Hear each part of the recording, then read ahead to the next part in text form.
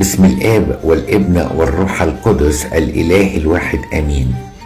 نكمل مع سيفان الناسك كيف يبدأ المحارب يومه. الحرب جاية. طب أنا هستعد لها إزاي؟ أول تدريب ادهولنا سيفان الناسك صلاة يسوع، وخاصة إن يمكن هم ما عندهمش بيصلوا المزامير زي ما احنا بنصليها في طقس الكنيسة القبطية، فإحنا هنقول صلاة يسوع وصلاة المزامير لأن هتدينا قوة. وافتكروا القول الآبائي إن اللي بيحفظ المزامير تحفظه. وصلاة يسوع كمان جميلة قوي، يا رب يسوع المسيح ارحمني أنا خاطي. يعني أنا تعبان قوي وأنا خايف من الحرب دي أواجهها لوحدي، فأنا بطلب من الأول مراحمك تغلفني طول النهار واسمك يكون في ذهني طول النهار. يبقى ده التدريب الأولاني. التدريب الثاني، الشيطان هيحاول يوقعك، فحاول التركيز في كل تصرف.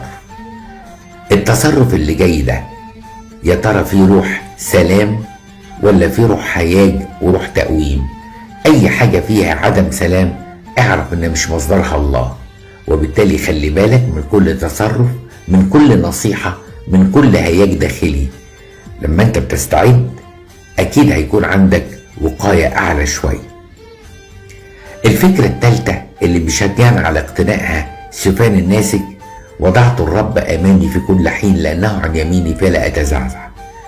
انا بستحضر صورة المسيح طول النهار، انه على يميني فمش هخاف زي ما ايليا ما كانش خايف قدام اخاب.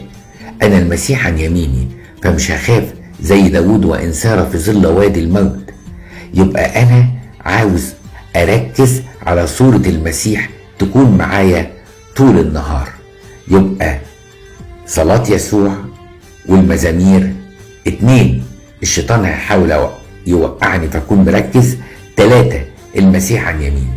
4 الملائكة والقديسين. يعني ايه الملائكة والقديسين؟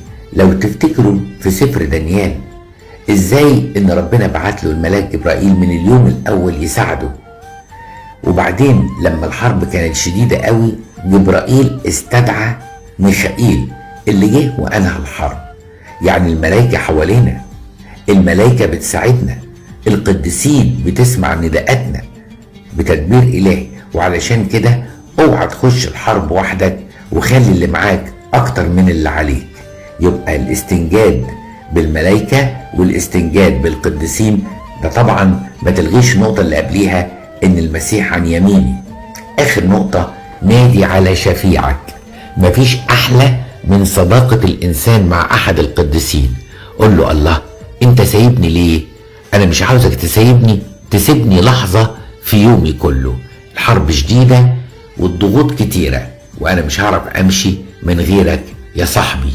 يا سلام على البابا كيرلس وماريمينا، مثل معاصر يعلمنا كلنا يعني ايه الانسان يصادق شفيعه.